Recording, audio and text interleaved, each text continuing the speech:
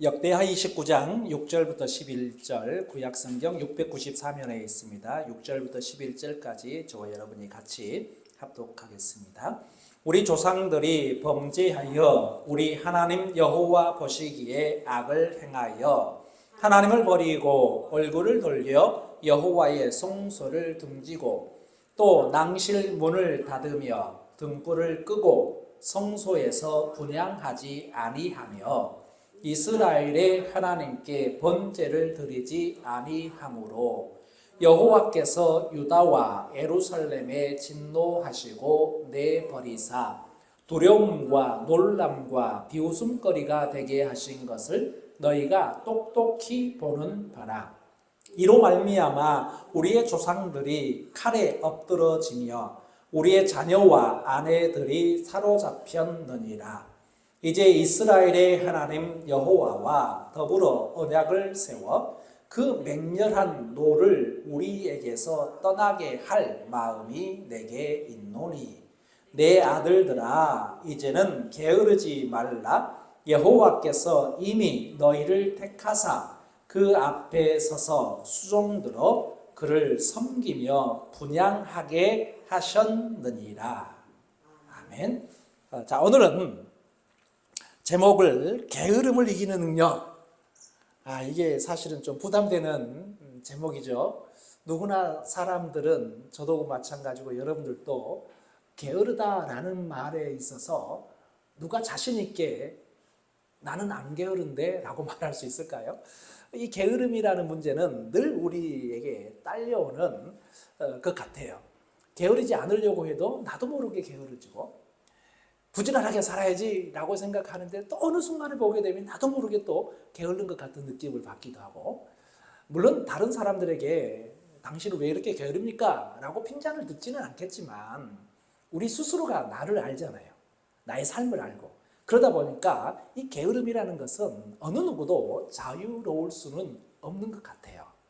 자, 그런데 오늘 제가 이 게으름을 이기는 능력이라고 제목을 붙였는데, 여기에 등장하는 게으름은 우리가 생각하는 일상적인 용어, 우리가 생각하는 그런 게으름보다 다른 의미가 있음을 말씀을 통해서 좀 잘 살펴봤으면 좋겠습니다. 그래서 우리의 개념이 게으르다라는 그 상투적인 의미의 게으름이 아님을 먼저 전제를 하고, 오늘 본문에서도 11절에 내 아들들아 이제는 게으르지 말라라고 이야기를 하고 있습니다. 자, 오늘 역대하 29장 오늘 본문은 히스기야 왕, 기도함으로 인해서 생명을 15년 연장하고 그랬던 그 히스기야 왕의 말씀입니다. 히스기야 왕이 지금 연설을 하고 있는 거예요. 그래서 연설하는 중에 오늘 본문의 내용이 있습니다. 자, 이 게으름은 성경적인 의미로만 생각을 하게 된다면 돌보지 않는다, 또 무책임하다라는 의미가 들어있습니다. 오늘 본문은 히스기야 왕이 이스라엘의 고통의 원인, 이스라엘이 지금 엄청 힘든 고통을 당하고 있는데 이 모든 고통의 원인이 하나님과의 관계에서 찾고 있고, 또 그 찾고 있는 과정에서 그 핵심을 백성들의 게으름으로 진단하고 있어요. 이 게으름을, 어떤 게 게으름인지, 우리가 생각하는 게으름과 오늘 본문에서 히스기야 왕이 말하고 있는 이 게으름이 무엇에 차이가 있는지 먼저 살펴보겠습니다. 6절과 7절 한번 보도록 하죠. 자, 6절과 7절 같이 봅니다. 시작. 우리 조상들이 범죄하여 우리 하나님 여호와 보시기에 악을 행하여 하나님을 버리고 얼굴을 돌려 여호와의 성소를 등지고 또 낭실문을 닫으며 등불을 끄고 성소에서 분향하지 아니하며 이스라엘의 하나님께 번제를 드리지 아니하므로. 히스기야 왕이 이야기하고 있는, 오늘 본문에서 이야기하고 있는 게으름의 정의입니다. 그래서 우리가 생각하는 그 상투적인 게으름하고 다르다는 겁니다. 자, 게으름의 정의. 자, 6절, 7절을 같이 읽었는데 6절 하반절에 보니까요, 하나님을 버리고 얼굴을 돌려 여호와의 성세를 등지고 이렇게 표현하고 있죠. 또 7절에 보게 되면 조금 더 구체적입니다. 낭실 문을 닫고 등불을 끄고 성소에서 분향하지 아니하고 이스라엘의 하나님께 범죄를 드리지 아니한 것, 그게 게으름이라는 거예요. 한마디로 말하면 하나님께 나아가지 않은 것, 이게 게으름이다 라고 히스기야 왕은 이야기를 하고 있는 것입니다. 자, 그래서 하나님과의 관계가 깨어졌다는 것입니다. 게으름으로 인하여 하나님께 나아가지 아니함으로 하나님과의 관계, 하나님께 버림을 받은 것입니다. 자, 관계가 깨어지면 여러분들 한번 생각해 보세요. 친했던 사람이 있습니다. 그 친했던 사람과 관계가 끊어지게 되면 제일 먼저 무엇을 하지 않습니까? 연락을 하지 않습니다. 연락을 취할 수 있는 방법, 문자를 보내기도 하죠. 카톡을 주고받기도 하죠. 또 조금 더 적극적이면 통화를 하기도 하죠. 하루에 한 번, 아니 일주일에 한 번 정도 통화했던 사람과 어느 순간 통화를 안 하게 돼요. 그러면 관계가 깨어지고 있다는 증거이겠죠. 문자를 잘 보내고 카톡을 계속해서 카톡을 통해서 소통을 했던 사람이 잘하지 않는다 하게 되면 관계가 깨어지는 것입니다. 마찬가지입니다. 이스라엘 백성들이 다 닫고 아니하고 계속 반복하고 있습니다. 성소의 문을 닫고 성소의 번제를 드리지 아니하고 등불을 끄고, 이런 행위가 바로 하나님과의 관계가 깨어지는, 그 관계가 깨어지는 과정 가운데 게으름이 있었다라고 진단하고 있는 것입니다. 하나님이 먼저 버리신 것이 아니라 이들이 먼저 하나님을 떠난 것입니다. 아주 중요한 것은 우리가 죄 이야기하잖아요. 죄가 무엇을 행해서 온 것이 아니라 무엇을 하지 아니해서 온 것입니다. 하나님께 예배드리지 않은 것, 이게 바로 죄다.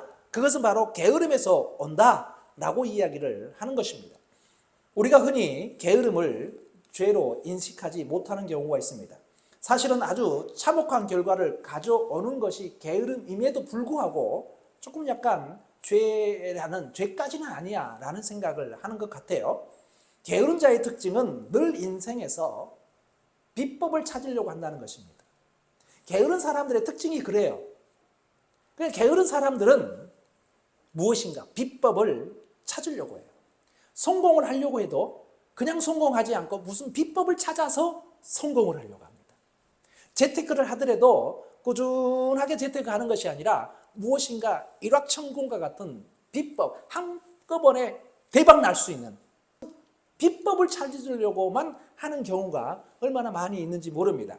그런데 우리가 종종 예전에 무술 영화 같은 것을 보게 되면 위대한 스승에게서 무술을 배우는 사람들이 힘들어하는 것, 그게 뭐냐면 기초를 배우는 것이 사람들은 힘들어합니다.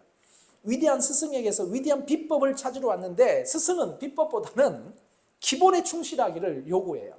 그래서 저 밑에 가가지고 계단이 수백 개가 있는 가가지고 물 항아리 짊어지고 걸어 올라오게 물 짊어지게 하는 그런 하찮은 일을 한단 말이에요. 사실은 엄청난 비법을 배우러 왔는데 스승은 비법을 가르쳐 주지는 않고 물 기르러 오는 것만 시킨단 말이에요. 물 기르러 오는 것이 기본 체력을 튼튼하기 위한 건데, 게으른 사람들은 무엇인가 비법을 계속해서 찾으려고 해요. 그러다 보니까 죄가 등장하는 것입니다. 기본에 충실하기 위해서는 어떤 비법도 없습니다. 그냥 한 발 한 발 걸어가는 것입니다. 어떤 사람들이 신앙 좋은 사람들입니까? 어떤 사람들이 믿음이 좋은 사람이라고 생각하십니까? 어떤 비법이 있는 게 아니에요. 한 발 한 발 하나님께 나아가 하나님께 예배드리는 것입니다. 하나님과의 관계가 깨지지 않고 하나님과 늘 소통하는 것입니다. 이게 비법이 따로 있는 게 아닙니다. 어느 순간에 믿음이 이게 아니에요.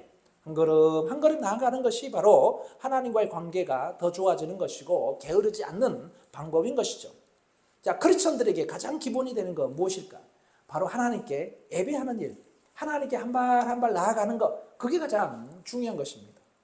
우리가 흔히 노름하는 사람들, 허송세월 한다고 생각하는 사람들도 사실은 게으른 사람 아닙니다. 그 사람들의 삶의 패턴을 한번 봐보세요. 우리가 일상적으로 생각하는 그 게으름과는 전혀 다릅니다. 얼마나 부지런한데요. 밤을 새서 도박을 합니다. 여러분들 밤새서 일합니까? 밤에 자잖아요. 근데 그들은 밤새서 도박을 해요. 어떻게 그들이 게으르다 할 수 있겠습니까? 노름하는 사람들은 절대 게으르지 않습니다.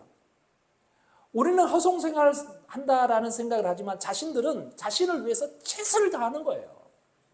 최선을 다해서 도박을 하는 것입니다. 최선을 다해서 돈을 꼬우고 최선을 다해서 그 자리에 앉아가지고 얼마나 거기에 집중해요. 그 도박하는 거에 집중을, 이거 내리는 사람이 되든지 뭐 카드를 하는 사람들인지 하투를 하는 사람들인지 얼마나 집중했습니까? 자기 자신을 위해서 최선을 다하는 사람들이 그들이에요. 자신들이 너무 절실하니까 그 절실한 일에 대해서 최선을 다하는 것 같아요. 어느 병원 응급실에서 일어난 일입니다.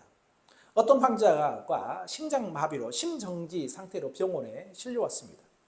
이미 숨이 거둔 상태였어요.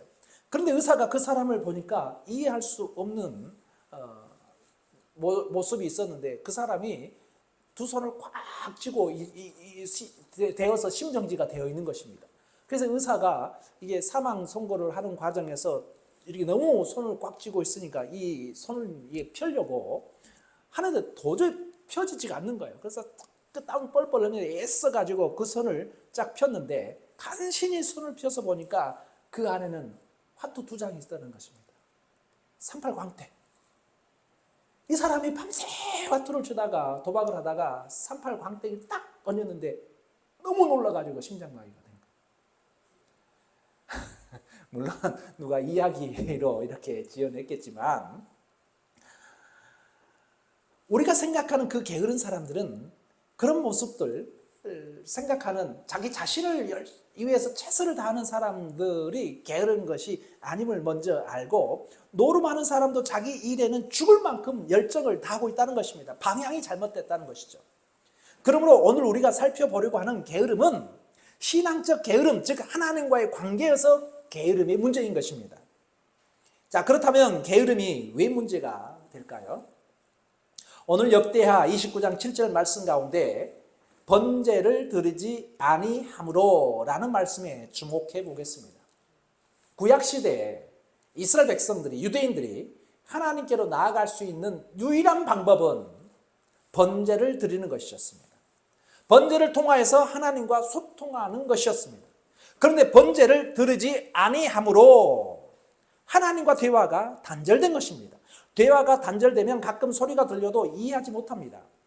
소리가 들리지 않는 것이 아니라 그 소리의 의미를 깨닫지 못하는 것입니다. 히스기야가 자식들에게 게으르지 말라고 한 이유는 그들의 게으름으로 민족에게 비극이 찾아오기 때문에 게으르지 말라라고 이야기하는 것입니다. 자, 오늘이 10월 29일입니다. 작년 10월 29일, 오늘이 10월 29일 이태원 참사 1주기입니다. 150명이 넘는 청년들이 안타까운 죽음이 있었습니다. 자, 그런데 책임지는 사람이 한 명, 1년이 지났지만 한 명도 없습니다. 자, 우리 국민들이 화나는 것은요, 장관이, 구청장이, 경찰청장이 잘못한 것에 대해서가 아니라 그 시간에 무기력하게 아무것도 안 한 것입니다. 할 일을 하지 않은 것 때문에 국민들이 화가 나 있는 것입니다. 오송 지하차도도 마찬가지입니다. 오송 지하차도도 구청장이 아니면 지사가 교통 통제를 하게 되면 그 큰 참사가 일어나지 않을 거예요. 근데 교통 통제를 해야 될 사람들이 그 일을 안 한 것입니다. 지시를 하지 않은 거예요. 괜찮겠지 한 것입니다. 우리가 뭔가를 잘못한 거에 대하여서 야단을 치는 경우도 있지만 안 한 것 때문에 더 큰 참사가 일어나는 것입니다. 우리가 하나님께 예배드림으로 인해서가 아니라 하나님께 예배드리지 않음으로, 하나님께 나아가지 않음으로 더 큰 참사가 일어날 수 있음을 히스기야는 경고하고 있는 것입니다. 지금 유대인들은, 히스기야 당시의 유대인들은 그렇게 했습니다. 그래서 자녀들에게, 히스기야 왕이 자녀들에게 너희들은 게으르지 말라라고 이야기하는 것입니다. 게으른 자여 개미에게 가서 배우라 라고 할 때 그 게으름하고 오늘 본문의 게으름은 다른 것입니다. 잠언서에 나와 있는 그 게으름은 너 열심히 일해라 라고 하는 것이지만 오늘 본문의 게으름은 하나님께 나아가라라는 것입니다. 하나님께 나아가지 않은 것이 게으름이니까 하나님께 부지런히 나아가서 번제 드리고 분향 피우고 하나님께 나아가라 된다라는 것을 강조하고 있는 것입니다. 계속해서 말씀드리는 것이지만 문제는 게으름 자체가 아니라 그 게으름으로 인해 오는 결과가 참혹하다는 것입니다. 한번 8절과 9절도 같이 읽어보겠습니다. 역대하 29장 8절과 9절 같이 읽습니다. 시작. 여호와께서 유다와 예루살렘에 진노하시고 내버리사 두려움과 놀람과 비웃음거리가 되게 하신 것을 너희가 똑똑히 보는 바라. 이로 말미암아 우리의 조상들이 칼에 엎드러지며 우리의 자녀와 아내들이 사로잡혔느니라. 게으름 때문에 나오는 이 참사, 게으름 때문에 하나님께 나아가지 않음으로 나타난 결과가 너무 심각한 것입니다. 8절에 여호와께서 유다와 예루살렘에 진노하시고 내버려 두사, 내버려 둬버려요. 하나님께서 두려움과 놀람과 비웃음거리가 되게 하신, 하나님께서 우리가 늘 두렵고 떨리고 사람들로부터 비웃음거리가 되게 내버려 둬버려요. 이게 얼마나 큰 참사예요.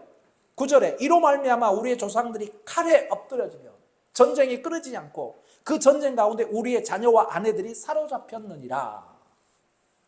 이 얼마나 참혹한 결과냐 이거예요.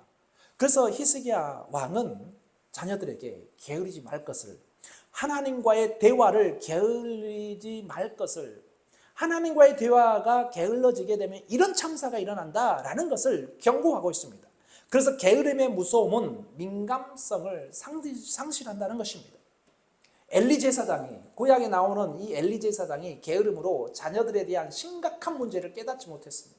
그로 인해서 가문이 멸망하고 히스기야 시대의 백성들이 게으름으로 하나님을 떠나니 하나님이 싫어하시는 일만 하다가 진노를 당한 것입니다. 6절 한번 다시 한번 보겠습니다.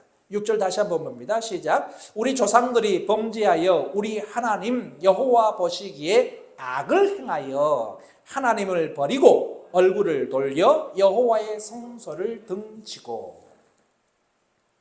여호와 보시기에 악을 행하여, 이 말이 계속해서 반복되고 있습니다. 하나님과의 소통을 게을리한 것이 바로 악을 행한 것이라는 것입니다. 죄란 하나님의 창조 목적에서 벗어나는 것입니다. 게으름의 습관은 우리로 창조의 목적을 상실하게 만들어버리는 것입니다. 그게 바로 죄입니다. 하나님과의 소통이 단절되는 게으름의 문제는 하나님의 소리를 듣지 못하는 것으로 끝나는 것이 아니라 주변의 소리에 귀를 기울이게 되는 것입니다.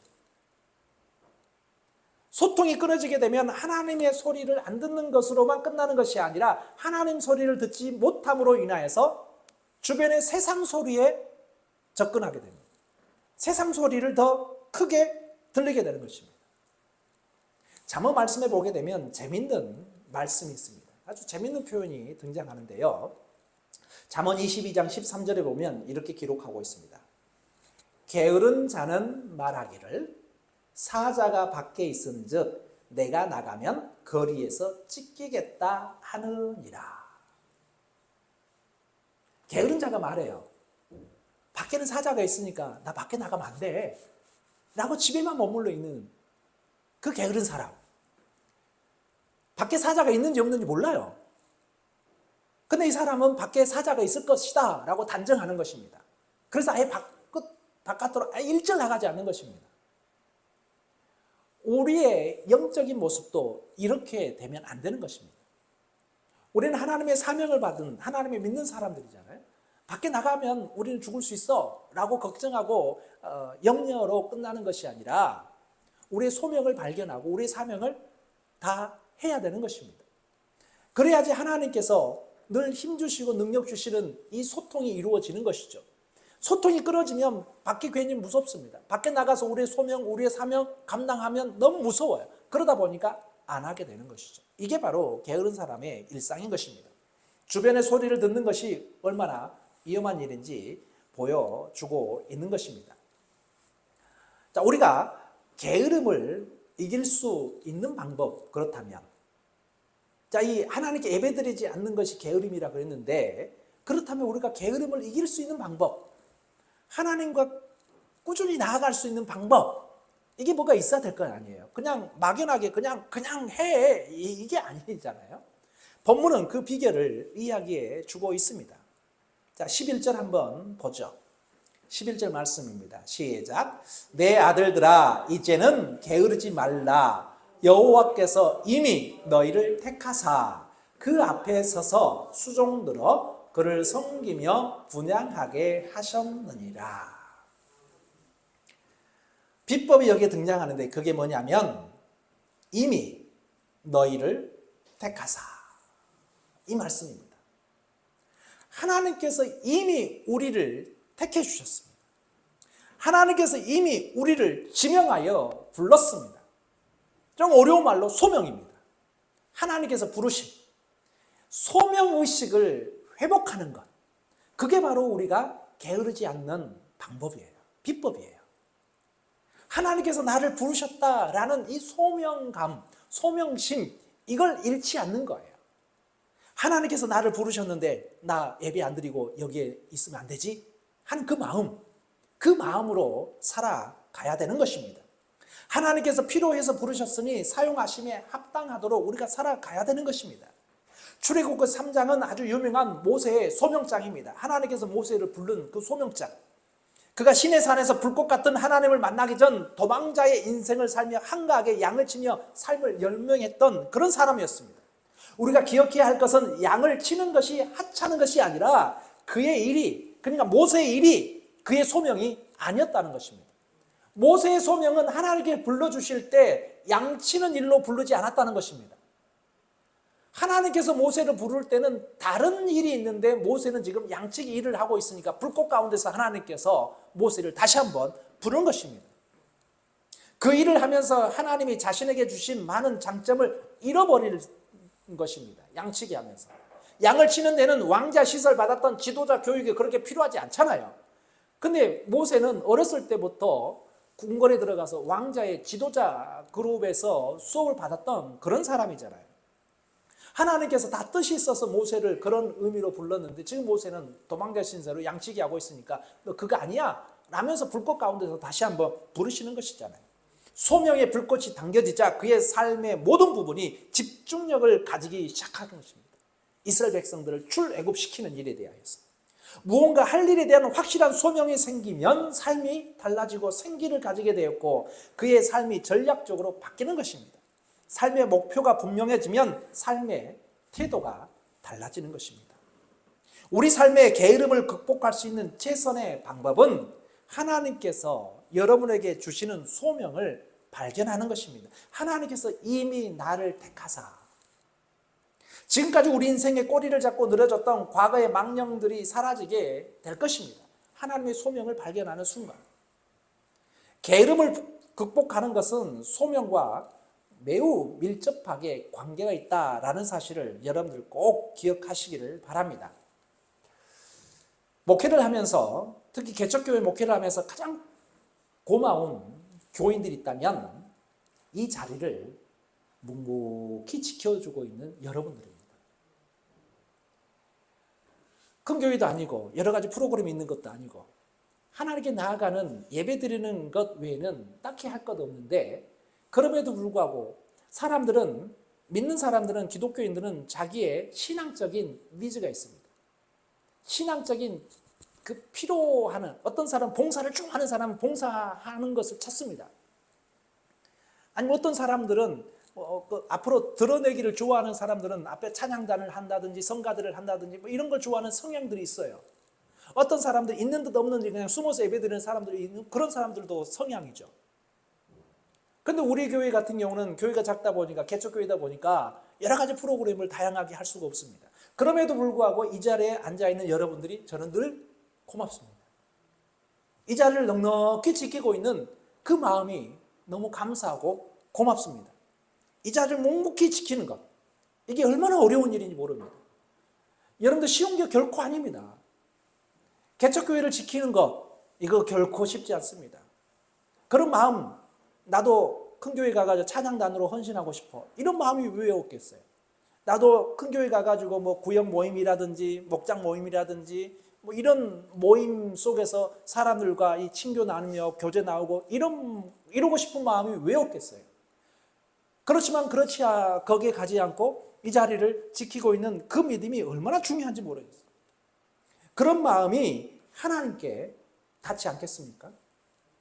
하나님께 나아가는 이 성실함, 하나님께 예배드리고자 하는 그 믿음의 성실함, 그 모습을 하나님께서 보고 기뻐하실 줄 분명하게 확신합니다. 하나님의 마음에 흡족한 사람은 게으름에 떨어지지 않는 사람입니다. 사실 뭐 그런 이야기를 하잖아요. 어떤 스포츠를 하든지 감독에게 가장 고마운 선수는 꾸준히 그 자리를 지켜주는 사람이라고 해요. 야구에서 매일 홈런 치는 사람이 중요한 것이 아니라 매일 경기에 출전할 수 있는 사람, 자기 관리를 하는 사람, 한 해 대기록을 세우는 선수보다 꾸준히 매 10승 정도를 해주는 투수 같은 사람, 그런 사람들이 감독이 훨씬 더 선호한다라는 것입니다. 신실함이란 바로 이 게으름을 극복한 사람에게 붙여지는 별명과 같은 것이 신실함입니다. 야, 저 사람 신실하다 하게 되면요, 게으르지 않는 사람을 향해서 붙여지는 별명입니다. 근데 그 게으름은 하나님께 예배하지 아니하고, 그러면 신실한 사람은 하나님께 예배하고, 하나님께 나아가지 않음이 게으름이면 하나님께 나아가고, 이게 신실한 사람 아니겠습니까? 여러분들은 바라건대 신실한 사람이 되기를 간절히 축원합니다. 게으름에서 벗어나서 오늘 이야기하고 있는 이 게으름 버리고 얼굴을 돌려 여호와의 성소를 등지고 낭실 문을 닫고 등불을 끄고 성소에서 분향하지 아니하고 이스라엘의 하나님께 번제를 드리지 아니한 그 게으름, 그 게으름을 벗어버리고 신실함으로 하나님께 나아가기를 간절히 축원합니다. 게으름을 극복하는 이 신실함이란 다른 비결이 없습니다. 한 걸음입니다. 한 걸음. 게으른 자의 특징이 커다란 목표를 세우고 지레 겁에 질리는 것인데, 목표를 세우지만 시작하기가 참 힘이 듭니다. 이게 게으른 사람의 특징입니다. 그런데 하루에 한 걸음씩 나가는 그것, 거기에서부터 우리는 출발하는 것입니다. 평생 남의 험담을 하지 않겠다는 거창한 목표보다는 오늘 하루 입을 닫고 살아보는 것입니다. 평생 거룩하게 살겠다는 다짐보다는 오늘 하루를 유혹에서 이길 수 있는 사람이 되도록 사는 것입니다. 유대 전승에 의하면 노아가 방주를 짓는 120년의 시작은 배를 지을 나무를 심는 것이었다고 합니다. 처음부터 막 나무를 만들고 막 나무를 도끼질해서 이게 아니에요. 노아가 방주를 짓는 이 120년 동안의 첫 출발은 나무를 땅에다가 심는 것이었다고, 묘목을 만드는 것이었습니다. 그래서 우리 거룩한 신앙생활의 출발은 그냥 오늘 한 걸음 내딛는 것입니다. 오늘 주일이면 하나님께 예배드려야지 라는 그 마음을 우리가 갖는 것입니다. 거기에서부터 우리의 게으르지 않는 신실한 신앙의 시작이 찾아오는 것입니다. 생각해 보십시오. 그 커다란 방주를 세울 계획을 세우고 거대한 프로젝트에 함몰되는 것이 아니라 그 일을 위해 나무를 심는 성실함이 방주를 완성시킬 수 있었던 것입니다. 가장 확실한 미래는 오늘 서 있는 그 자리에서 우리가 얼마나 성실했느냐로 만들어진 것입니다. 모든 신실함은 아주 작은 일에서부터 신실함은 시작되는 것입니다. 하나님께서는 작은 일에 충성하는 사람에게 큰 일도 맡긴다라고 분명히 말씀하셨습니다. 그렇게 하루하루를 살다 보면 분명하게 확신한데 어떤 사람이 되어 있을 것입니다. 그 어떤 사람은 바로 신실한 사람입니다. 그 어떤 사람은 바로 성실한 사람이 될 것입니다. 더한다라는 것은 어떤 것을 행하는 습관을 지닌다는 의미이기도 합니다. 습관을 지니는 것이 처음에는 아주 중요합니다. 습관을 지니도록 노력하는 것은 우리의 몫이에요. 많은 사람이 영적으로 패배하는데 이는 마귀의 공격 때문이 아니라 하나님께서 우리에게 어떻게 지으셨는지에 대한 어리석을 정도로 무지하기 때문에 그렇습니다. 그래서 히스기야 왕이 자녀들에게 이미 너희를 택하사, 하나님께서 이미 우리를 택했기 때문에 사단이 우리를 아무리 유혹하더라도 우리는 하나님의 능력을 힘입어서 이길 수 있는 존재다라는 것을 확신하면서 나아가는 것, 그것을 기억해라 라고 이야기를 하는 것입니다. 게으름을 이기는 거룩한 습관을 만드는 첫 번째 방법, 망설이지 않는 것입니다. 그리고 결단했으면 그것을 되돌리지 않도록 순종해야 되는 것. 그래서 순종하는 자는 견뎌낼 수가 있는 것입니다. 우리 성도가 해야 할 가장 중요한 일은 예수님을 믿는 것입니다. 예수님은 우리에게 행하라 라고 강요하지 않으십니다. 대신 내가 너를 통해 행할 수 있는 상태가 되어라 라고 말씀하고 있습니다. 거룩한 습관을 지니고 게으름을 극복한 사람에게 주시는 하나님의 특권인 것입니다. 그래서 오늘 우리는 게으름에 대하여서 하나님께 나아가지 않는 게으른 것에 대하여서, 그리고 그 게으름을 이기는 것은 바로 하나님께서 나에게 주신 소명감을, 소명의식을 다시 한번 회복하는 것이다 라는 것을 오늘 히스기야 왕은 자녀들에게 이야기하고 있지만, 이 말씀은 오늘을 살아가고 있는 우리에게 주시는 말씀이다 라는 생각을 합니다. 자, 다시 한번 11절 한번 읽어보도록 하겠습니다. 11절 같이 읽겠습니다. 시작. 내 아들들아 이제는 게으르지 말라. 여호와께서 이미 너희를 택하사 그 앞에 서서 수종들어 그를 섬기며 분향하게 하셨느니라. 아멘. 기도하겠습니다. 참으로 좋으신 하나님, 게으른 자는 성실하지 못하고 절대로 헌신하지 않습니다. 우리 모두 게으르지 않게 하여 주옵소서. 게으름으로 인하여서 낭실문을 닫고 등불도 끄고 성소에서 분향하지 아니하는 경우가 결코 생기지 않게 하여 주옵소서. 하나님께서 우리를 불러주셨던, 하나님께서 이미 너희를 택하사 라고 말씀하셨던 그 소명, 하나님의 그 부르심을 우리들이 잘 기억하게 하여 주심으로 인하여서 하나님께 성실함으로 신실함으로 예배하는 자 되게 하여 주옵소서. 하나님께 나아가게 하여 주옵소서. 한 걸음 한 걸음 하나님께 나아갈 때 하나님께서 우리에게 큰 힘을 더하여 주신다는 사실을 깨닫게 하여 주심으로 인하여서 하나님과의 소통, 하나님께 나아감, 하나님께서 말씀하신 것 잘 이해하고 또 하나님의 또 그 우리에게 주시는 사명을 잘 감당해 나갈 수 있는 저희 모두가 될 수 있도록 우리를 인도하여 주옵소서. 감사드리며 예수 그리스도 이름으로 기도드렸사옵나이다. 아멘.